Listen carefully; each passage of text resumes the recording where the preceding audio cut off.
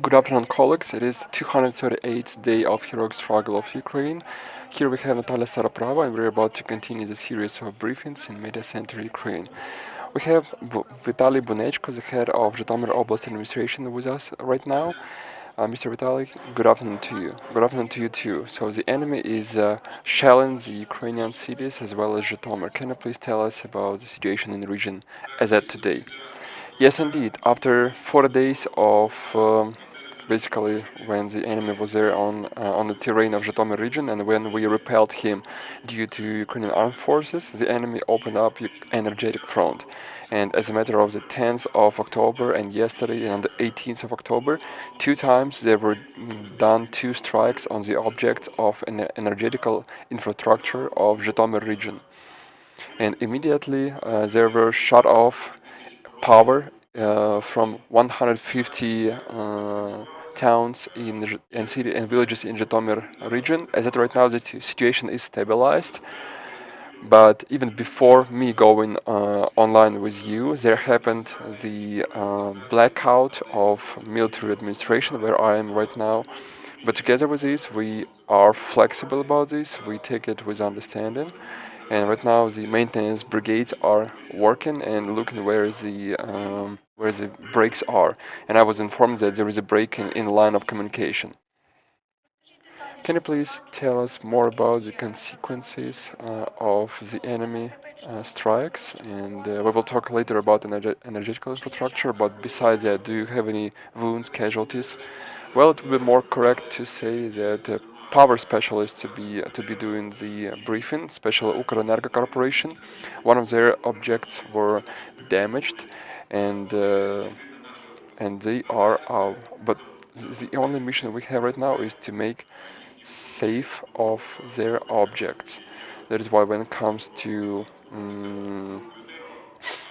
losses, Ukrenergo is the one we have to resort to ask to. When it comes to people casualties as a result of yesterday's shelling, one person was easily wounded, and later on it was this person was provided medical aid. Right now, the health situation is stabilized. When it comes to material losses, that's Ukrenergo is the one we have to ask them. Because of the mass shelling of Russia on energetical infrastructure, how did the life in region change? Um, well, I'm thankful to the inhabitants of Zhytomyr region for understanding. And yesterday, step by step, energy specialists were working since the beginning, because for and first of all, I would like to thank those emergency workers who immediately after the air raid signal, I was there at the very objective, and I can definitely tell that the heroic struggle of our firefighters who put on their uniform every time and go right into the depths of hell and fire, they urge only good feelings. And indeed, this fight with fire impresses by dedication of our firefighters.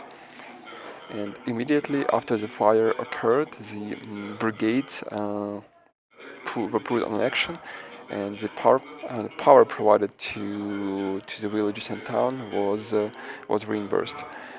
And today we are switching power to the industrial areas, and today we talk to industrial business holders, and we talked with them yesterday and today, because indeed there can be problems, and some indicators who switch off the power if the load on transformators is good can take place.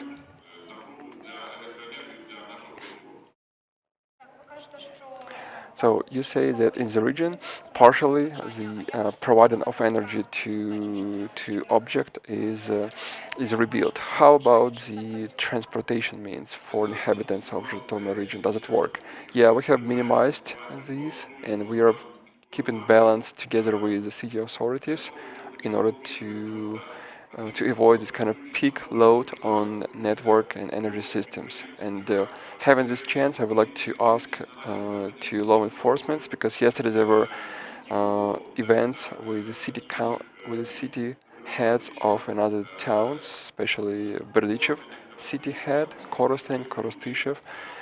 So for people to understand and economize power and electricity, today I received the report from National Police where the business holders did not switch off the street advertisement. So today we're gonna do a little raids where we'll be doing prevention for them not to do this and asking them not to do this. And again, I urge them through this mass media channel to economize on power energy, especially from 17 o'clock till 23 o'clock.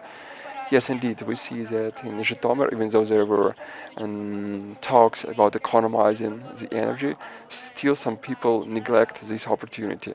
What will be the punishment for these people?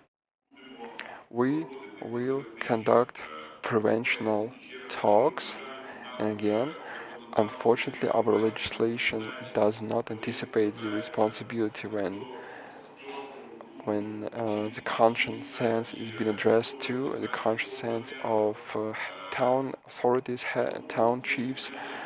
That is why we will try to find a way how to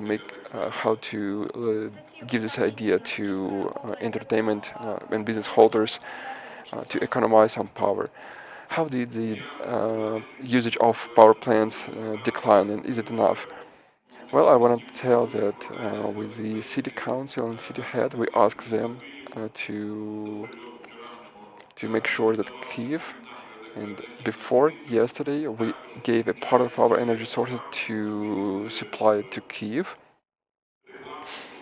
and also we switched off the outside advertisement, and the people took it quite seriously with responsibility.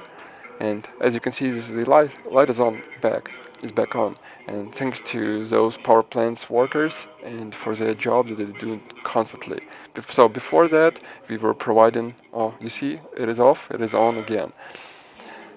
It is off again. You see how it goes. So this is a process of basically when energy specialists are working. And today we are helped by energy sources by our neighboring regions. So this kind of they give us a hand and to our capital. And I would like to use this opportunity to thank the neighboring regions for the help they provide to us and the energy sources they provide to us. When it comes to percentage, how much do you manage to economize and how much do you receive from neighboring regions? Well, we receive that energy sources we are lacking, and during this weekend we managed to economize 10%. I cannot tell you the statistics because I haven't received it from Oblenergo, but this weekend that 10% this is economizing that we made. Even though there is a threat from Shelling from the side of Russia, how does the communal services and emergency services work in these conditions? Well, I want to think because yesterday I saw with my own eyes a fire, and I saw how the firefighters were struggling with it, and I saw how the communal services started to rebuild the buildings and clean the streets. And we urge the citizens to be there in the shelter during the air alert systems. And a man who was voted yesterday, this is a man who basically did not have time enough to go to the shelter, and unfortunately, this person was wounded. That's why right after the end of air alert system, everyone starts to make 100% efforts in order for the citizens to receive the full-scale normal life. So even after firefighters are still keeping the rules of air alert system, and during this time they do not work, correct? Yeah, the biggest value that we have is a human life. And yesterday we were there in the shelter together with firefighters, who were completely in the full outfit, ready to work. But we cannot make people work under such conditions, even though there was an object that was on fire, but there was an air alert system. So the value of people, that's the most what we have. How does the region is going to prepare for another challenge? And did these airstrikes made you learn something? Well, every of these strikes makes us learn something. And indeed, from the last week, we did the AAR, and moreover, yesterday I had a conversation with my colleagues from neighboring regions, who where I gave them advices and my impressions and what is the best way to protect our objects. And again, we do everything possible to keep our energy sources, objects safe from shelling. Yesterday, unfortunately, I can state it, there was the hitting off quite unpleasant for us.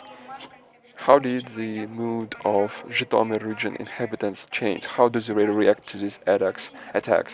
Did they become more responsible, or they have always been responsible?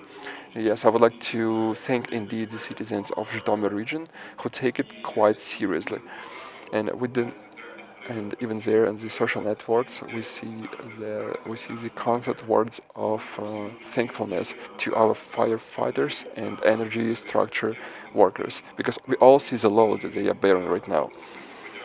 And jumping on this opportunity, I would like to thank Shepeta Alexei Mikhailovich, who basically manually, together with his team, is relocating the energy waves in order to sustain the liturgy of our region.